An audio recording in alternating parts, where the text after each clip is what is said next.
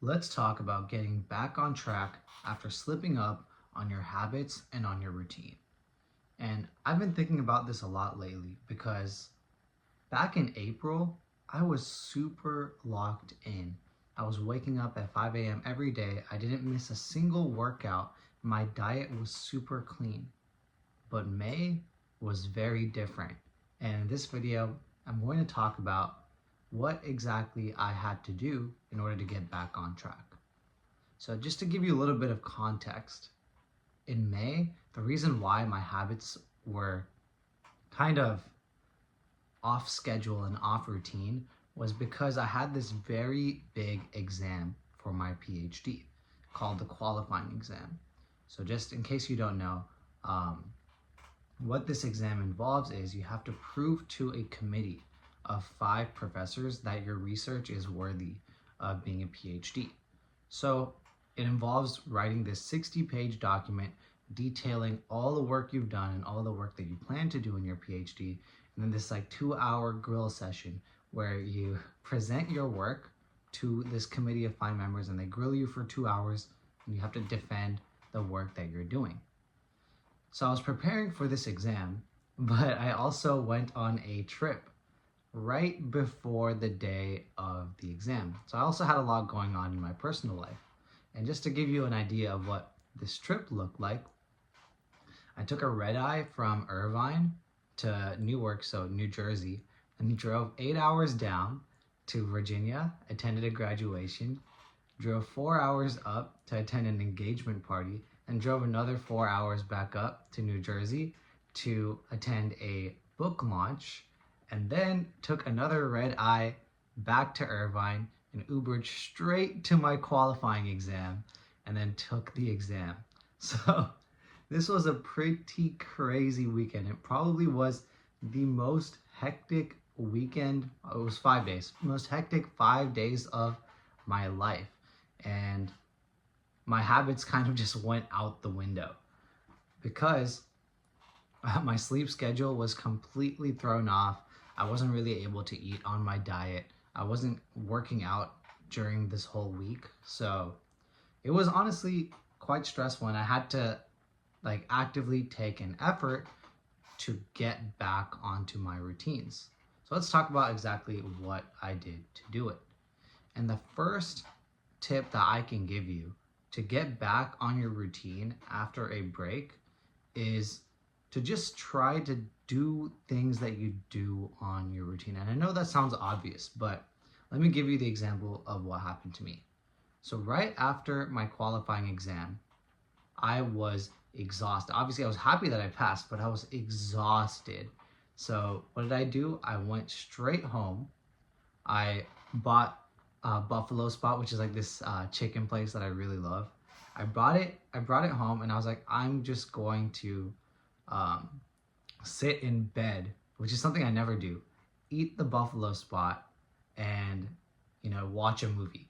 That was my plan, and I slept. I went to bed, and I didn't even finish the Buffalo Spot. I fell asleep. That's how exhausted I was. I just fell asleep, and this was around 4 p.m., and I slept for 12 hours. And then I woke up at 4 a.m. the next day, and I was like, oh my God, what did I just do?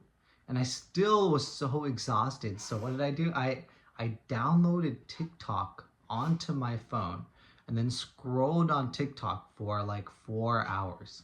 So it was super degenerate entire day of recovery after this crazy hectic weekend. But how did I get back on track after this? Although I was already awake, I did my morning routine again. So after this 4 hours of rotting, because I didn't do my morning routine when I woke up, I just stayed in bed. So I woke up and I acted as if it was just any other day.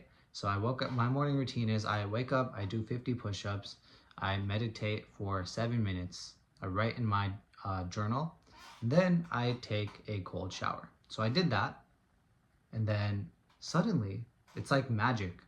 My mind just kind of got into a place where okay, yeah, let's go to lab, let's get some work done. It got into that mode. which is honestly it's really nice. It just like kick-started my mind to get back into its normal routine.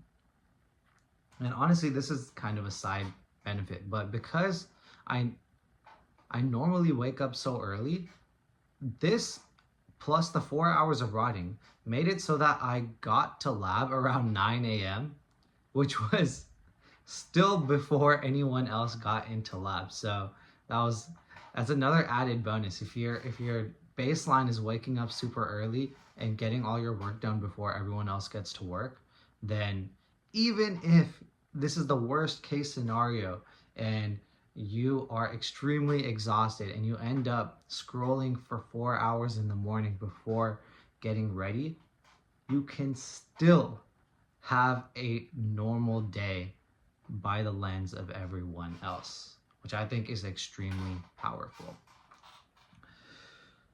The next thing that I do to get back on my routines is to take things one step at a time. Because when you're off your routine for a whole week, it can be really overwhelming to do all the habits at once. Like it's very difficult to go from, you know, not watching what you're eating to and sleeping whenever you want and not going to the gym to working out every single day, watching every single thing that you eat and living on this kind of disciplined, regimented lifestyle. It's a difficult adjustment to go 0 to 100. So what I like to do is to go one step at a time.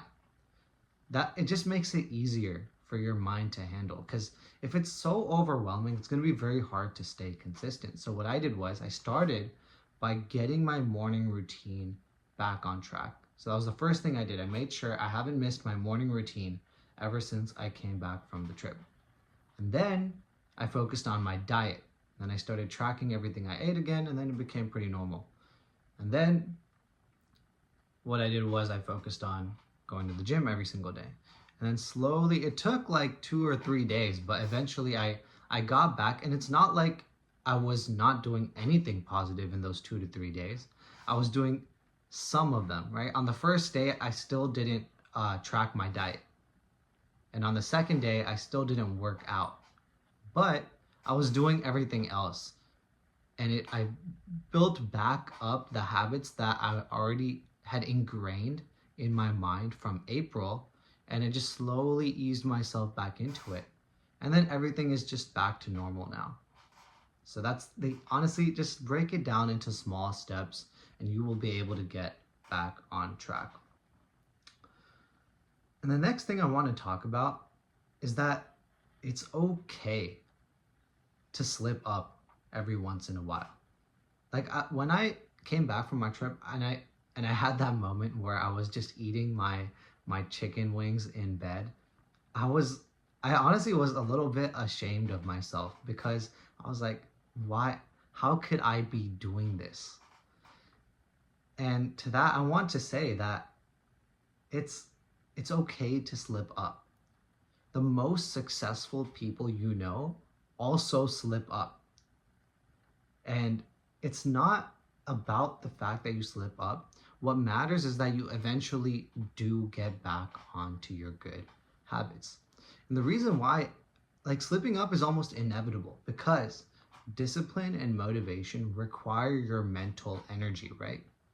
If they require mental energy and you're so exhausted, right? If you're so sleep deprived, you're not eating right, of course you're not going to be able to maintain that discipline, right? You have to give yourself some credit here.